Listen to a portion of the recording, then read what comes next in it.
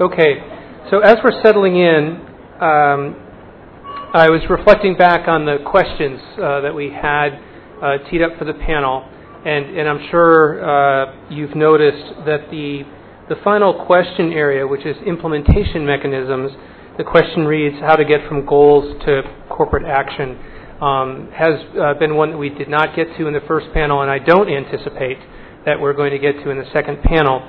But what I'd like to do is use that potentially as a focal point for when we move to open mic for your observations after we have the summary panel.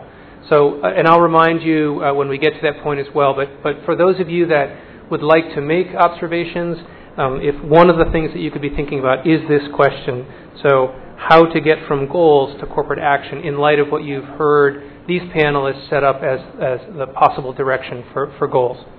Okay, thank you. Panelists, thank you for being back. I always do worry when I put a question out there before the break, if I'm going to wind up with someone deciding they'd prefer to not come back rather than answer it. That's a sign of a terrible moderator, as you might expect. But I would like to, the question in my mind evolved a little bit over the break, in part to use our time as efficiently as possible. So what I had asked was really this notion within the water resource management thematic area. There seemed to be an emphasis, and not a sole emphasis, but an important emphasis on the institutional aspects of WRM and within the context of goals, meaning that if there was a way to look at a goal from that standpoint, what is happening with institutional capacity around water resources management at, I assume, the catchment level, that could potentially be one effective way. So, one, I'm interested in your reflections on that, but could you then also, as part of your response, talk about, if that's the case, or if you're thinking in terms of alternatives, what could be the corporate role in moving that goal forward? All right, and that way we'll kind of do the old kill two birds with one stone, and I'll get you out of here on time. Terrific. Okay, so Adrian, can I jump to you for that? Sure. I'd like to use sort of tangible examples from our thinking at the Alliance for Water Stewardship to get at the first point on the emphasis on the institutional aspects and the capacity building. And one thing that we've learned from various parts of the world is the need for strengthened capacity at a catchment level, and we are actively trying to make sure that our standard feeds into that need. The standard and all the various other components that we're working on. So corporates have got a strong role to play in that as well, because in one sense you need an institution to lead this, and in many cases that will be a company undertaking in our case the AWS standard. In another case it might be something else. But as long as that includes collective action, as long as that includes engagement with other stakeholders, then there's a potential to start feeding into that capacity building effort at a catchment level or a basin level. But let me just use another tangible example from a conversation I had just this lunchtime to illustrate another way this could work. Is a community-based project where our standard is going to be used by a community committee, essentially, and that the learnings from that, in the assumption that those learnings are good, are going to be taken then to policymakers, and those learnings might include, capacity building elements. So it doesn't automatically have to come from corporates. It can come from a whole variety of sources. But this is the CEO water mandate. Corporates obviously have a strong role to play, and I think one of the reasons in this we're here is to get a better sense of exactly what that should look like. What that should look like, in my opinion, just broad brush terms, is is definitely actively engaging with other sectors and other stakeholders and with each other. I think is the message we've been hearing today, and I think we probably all agree that private partnerships are as important as public-private partnerships. Good. Adrian, thank you.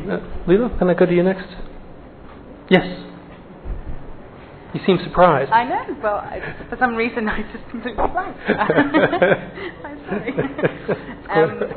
I think, well, I'll start very quickly with the catchment level question, because I think, well, I felt like you pretty well captured what I was trying to suggest. But I did have quite a few conversations in the break about the difficulty of measuring institutional capacity, which was great because they really challenged me. I mean, I think just to clarify, it's not that inherently process is the goal.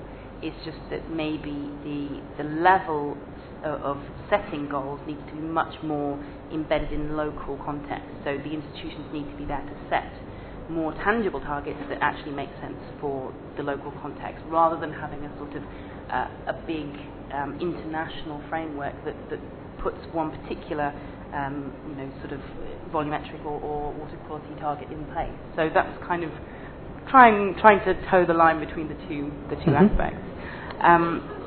In terms of the role of corporate, I think I was also having a conversation at break about the sort of this fact that we tend to put people into buckets. So there's this bucket that says corporates, and within that there's so much variation. So that can be anything from the very, very big organisations sitting around the table today to a smallholder farmer potentially who's part of a cooperative, or somebody in the middle who has a factory but isn't really somebody who's sort of globally connected. So I think we as WLF work a lot with the guys at this end who are really kind of globally engaged on water, and their role seems to be developing as a kind of a source of information which is difficult to gather when you don't have necessarily the institutional stuff in place, but also a kind of a startup fund in a way for this kind of basin level collective action and engagement with stakeholders, and eventually hopefully leading to sort of governance questions. So I think that's a really, really positive role, but we shouldn't assume that all corporations will be able to make that kind of connection with the process. There's also going to be the guy whose role is just basically comply with the law and take part in collective action. And then the role of the public sector is really important with him, because then it's about they owe him help with education, with technological access, with verifying their legislation. And so I think there's two sides to this coin, and we shouldn't just say, hey, business needs to deliver this. It's also what can they deliver for the smaller guys in that category. Very good. Thank you. Deepak, can I turn to you next? Thank you. Though it's okay that institutions, they do form an important part, but they form only a part. The complete story forms with the infrastructure, institutions and policies. Unless you have for water resources management of any unit, of any region, of any smaller block, unless you have a proper infrastructure, a proper institution and proper policy, you can't ensure the availability of the resources, the access to the resources, and what do you achieve out of those resources. The water resources management, the three pillars of is that whether the resource is available to all the stakeholders at all the times when it is required, then whether everybody has got an access or a reasonable access, and third part is what do you achieve unless when you have that particular resource, whether it is agriculture, whether it is industry, whether it is anything, wash, anything, what do you achieve with that kind of a resource? So you put in place all these three things, then the resource management you can say. We have, just I will take 1 minute, that once you do that kind of a evidence-based research and put it in a proper policy format, that can deliver very excellent results or very good results per se. The whole of India, we have several examples that there are more than 20 million tubes in the country which are over-exploiting groundwater. We didn't have any notion or any idea that how we can do that thing. There is no single lever through which you can control 20 million farmers to not to extract groundwater. Then there was a good piece of research in Gujarat which showed that if you tie up with the energy and manage energy in such a way that the groundwater, available energy for groundwater is regulated. So that gave birth, because the particular research gave birth to an excellent scheme called Jyotirgram Yojana, where the energy and water sector, they work together. The supply lines to the entire state was redone, so that now you have a separate feeder for groundwater, a separate feeder for domestic. You regulate the energy sector and then you regulate the groundwater. The same example you can say, and this policy was, when presented to the state government, it was accepted because the whole thing was done. World Bank came in, now this policy is being taken. There can be several other examples as well, so that unless you have, so coming to the second point, that how private sector can put into place, there are some direct interventions where private sector in itself, you can say, helps in these three sectors, either increasing availability or improving availability, improving access and high quality, creating even new resources of water, and then achievement of that water through new technology, through process. The second is indirect. You facilitate those institutions, you facilitate those organizations which are able to generate best management practices. Just there are, I should not name, but there are some very good examples, say like Essar, Data Trust, spending millions of rupees in improving water policy in the country, just because they're not doing directly themselves, but helping all us, Jan irrigations, other things. There have been those kind of examples. There can be direct interventions, there can be indirect interventions as well, where you can help in improving the overall water resources management, either at a very small community level, at a state level, or even at a national level. Thank you. Thank you.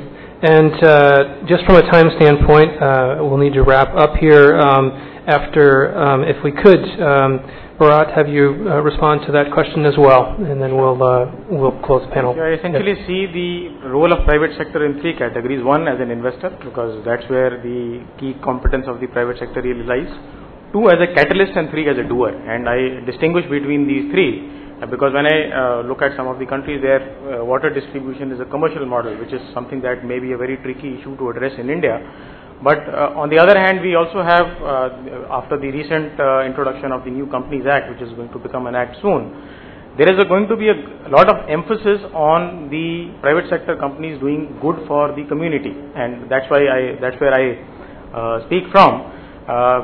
That is where the role of private sector, beyond its current business model and the current profitability mode, there is a lot of role to be played in that. And when I speak of the organization where I work for, within the four walls we preserve about 1 million cubic meters of water every year at different plant sites.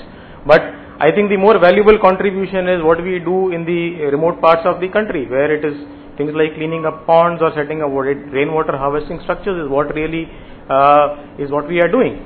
But when we do all this, I think what we realize, the more we do it, that there is a necessity to go even further.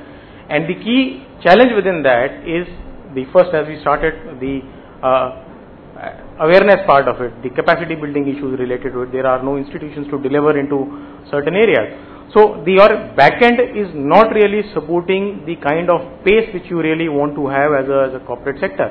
So these two things are entirely different to me. When I say there has also been a talk of having a national level water grid, which has been being discussed in the country for the last 50 years, and it still hasn't seen the light of the day. And that's what, when I was speaking earlier, that's essentially the point which I wanted to harp on. An area like Chhattisgarh, which gets large amount of rainfall, the water just goes waste. You look at Kerala, the water just goes waste.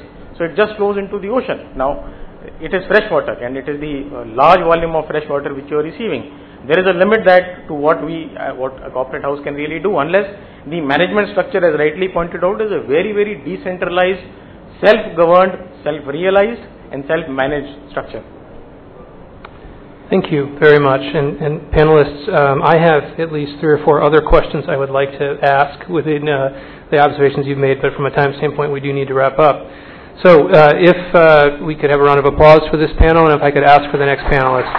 Thank you all. Thank you very much.